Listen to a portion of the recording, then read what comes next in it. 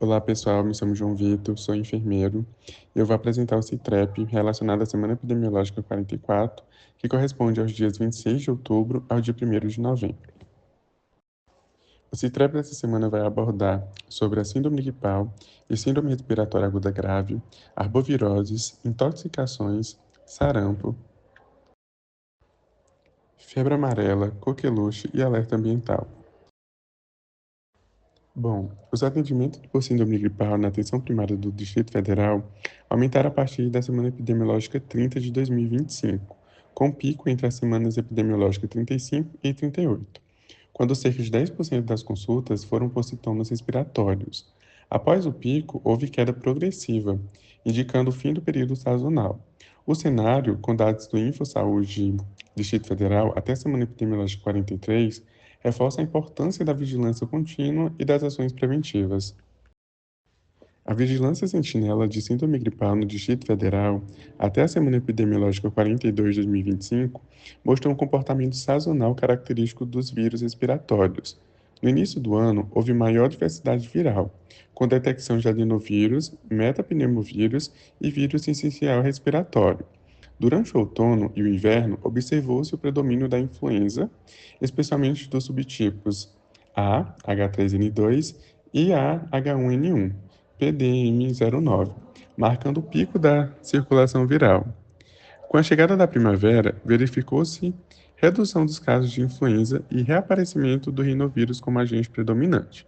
Esse comportamento, com predomínio da influenza nos meses frios e do rinovírus no período pós-pico, reflete a sazonalidade típica do clima tropical seco do Centro-Oeste e reforça a importância do monitoramento laboratorial contínuo para detectar precocemente surtos e mudanças no perfil viral.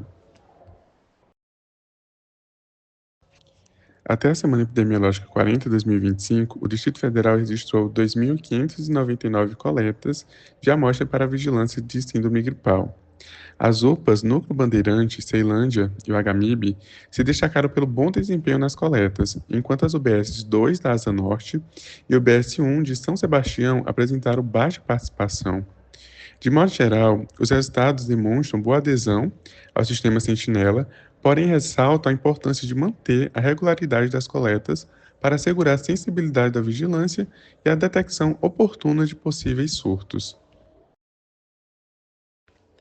O mapa da esquerda, referente ao nível de atividade nas últimas 2 semanas, indica que a maioria dos estados se encontra nas categorias risco e alerta, com poucos estados em alto risco, como partes do Nordeste e Sul, e alguns em baixo risco, especialmente nas regiões Norte e Sudeste. Isso sugere um cenário de atenção, com circulação ainda relevante de vírus respiratórios em várias partes do país.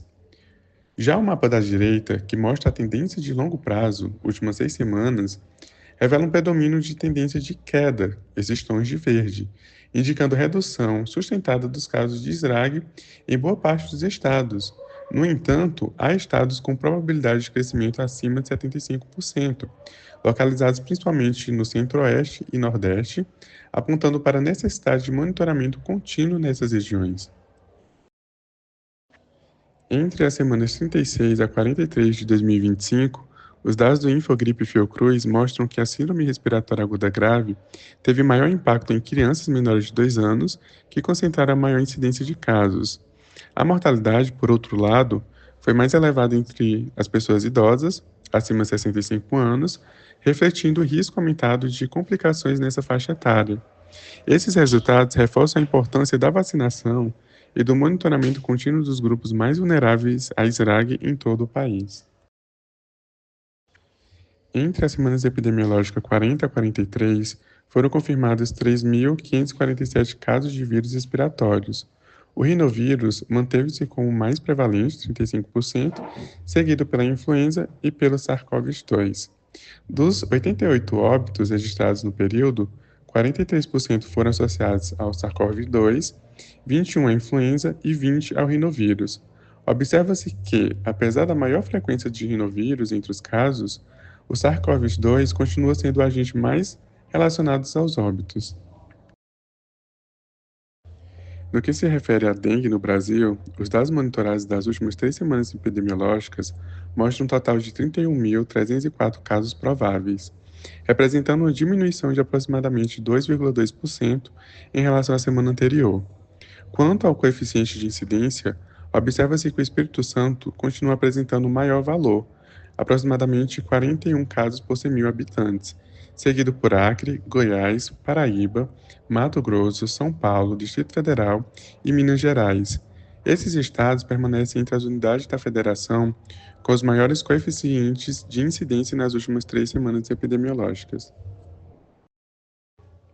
No que se refere à chikungunya no Brasil, tomando como referência as últimas 3 semanas epidemiológicas, somos em um total de 2.250 casos prováveis, representando uma redução de aproximadamente 4% em relação à semana anterior, quando haviam sido registrados 2.343 casos prováveis. Tratando do coeficiente de incidência para esta doença, o estado com maior valor continua sendo Mato Grosso do Sul, com aproximadamente 14 casos por 100 mil habitantes, mantendo-se como o estado com o maior coeficiente entre as semanas epidemiológicas analisadas. Em seguida, destacam-se os estados do Rio Grande do Norte, Mato Grosso e Alagoas. De modo geral, observa-se uma tendência de redução no número de casos prováveis e nos coeficientes de incidência, indicando possível desaceleração na transmissão do vírus da chikungunya no país. Com relação aos casos de Oropouche no Brasil, até o momento foram confirmados 11.961 casos, não havendo novos casos em relação à semana epidemiológica anterior. O Espírito Santo segue com o maior número de registros, 6.324 casos, seguido por Rio de Janeiro, Minas Gerais, Ceará, Paraíba, São Paulo, Amapá, Paraná, Alagoas, Tocantins, Santa Catarina e Bahia. Com relação à febre amarela na Colômbia, até a semana epidemiológica 44, não houve alteração nos dados em comparação à semana anterior. O país mantém um total de 113 casos e 47 óbitos acumulados no ano, com destaque para os municípios de Ataco, que concentra o maior número de casos e de óbitos, seguidos de Vila Rica e Prado. Com relação ao cenário do sarampo nas Américas, até a semana epidemiológica 44, já são 12.198 casos acumulados. O país que apresenta o maior número de casos é o Canadá, com 5.109 casos. O México é o segundo país com o maior número de casos e também o maior número de óbitos, sendo 21 até o momento. No Canadá, já são 5.109 casos no ano. Houve um aumento de 42 casos, o que equivale a 0,9% em relação à semana epidemiológica anterior. A província com maior número de casos é Ontário, com 2.390, seguido de Alberta. O perfil dos casos segue o mesmo, a maioria ocorre em crianças e adolescentes de 5 a 17 anos de idade, com distribuição equilibrada entre sexo masculino e feminino. Além disso, 88% dos infectados não têm histórico de vacinação e 3% desconhecem seu cartão vacinal. No México, até o momento, são 4.883 casos confirmados, o mesmo número de casos da semana epidemiológica anterior. A província do México com maior incidência é Chihuahua, com uma taxa de 112 casos por 100 mil habitantes. Tratando-se da situação de coqueluche no Peru, são 3.164 casos acumulados em 2025, o mesmo número registrado na semana epidemiológica anterior.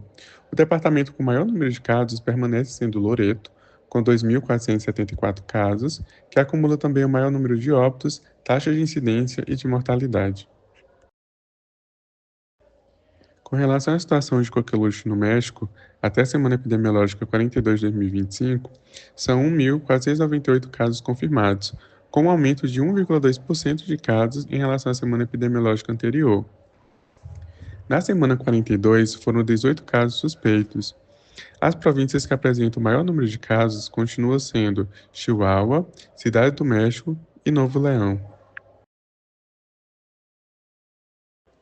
Uma infecção misteriosa começou no Hospital Santa Rita de Cássia, em Vitória, e possui 90 casos em investigação, 70 em colaboradores, 13 em acompanhantes e 7 em pacientes. A principal hipótese levantada pelas autoridades de saúde é que a contaminação pode ser ambiental, sendo causada pela água ou ar condicionado. São testados 300 patógenos, como bactérias e fungos, no Laboratório Central do Espírito Santo, LACEN, Espírito Santo, e na Fundação Oswaldo Cruz, no Rio de Janeiro. Em relação aos casos de intoxicação por metanol, o Brasil tem até o dia 31 de outubro 59 casos confirmados, 45 casos em investigação e 15 óbitos. Ainda sobre os casos de intoxicação por metanol, a maioria dos casos confirmados está concentrada no estado de São Paulo, que existem 46 confirmações e 9 notificações ainda em investigação. Além de São Paulo, há casos confirmados no Paraná, em Pernambuco, Rio Grande do Sul e em Mato Grosso. Além de São Paulo, outros 8 estados possuem casos suspeitos desse tipo de intoxicação. Pernambuco, com 20 notificações em investigação, Piauí, Paraná, Mato Grosso, Rio de Janeiro, Bahia, Mato Grosso do Sul e Tocantins. O número de óbitos permanece em 15, sendo 9 em São Paulo, e 3 no Paraná e 3 em Pernambuco. Já os óbitos em investigação caíram para 6, 2 em São Paulo, 2 em Pernambuco, e 1 no Rio de Janeiro e 1 no Mato Grosso do Sul. Outras 40 notificações de óbitos foram descartadas. Em relação ao alerta ambiental do Distrito Federal, a previsão para a semana epidemiológica 45 indica manutenção da qualidade do ar entre N2 moderada e N3 ruim. A condição segue de atenção para as crianças, pessoas idosas e pessoas com doenças respiratórias ou cardíacas, que pode sentir tosse seca, irritação e cansaço. A população em geral continua fora da faixa de risco, mas é recomendável evitar atividades físicas intensas ao ar livre nos horários de maior concentração de poluentes. O Distrito Federal registra aumento de focos de incêndio em outubro, ainda acima da média histórica desde 1998. Apesar disso, as chuvas ocorridas na semana passada contribuíram para reduzir o número de focos ativos detectados por satélite.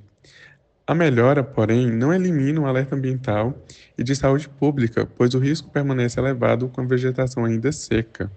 A fumaça das queimadas continua afetando a qualidade do ar, podendo causar tosse seca, irritação nos olhos e cansaço respiratório. O ponto central do planejamento é o plano de gestão de riscos e resposta a emergências relacionadas a patógenos de alta consequência.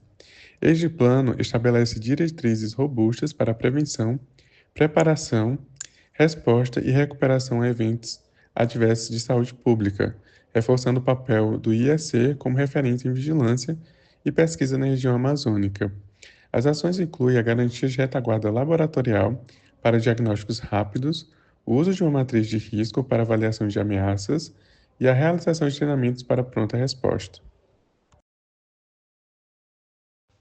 Esses são os autores do CITREP e os revisores, e o nosso muito obrigado.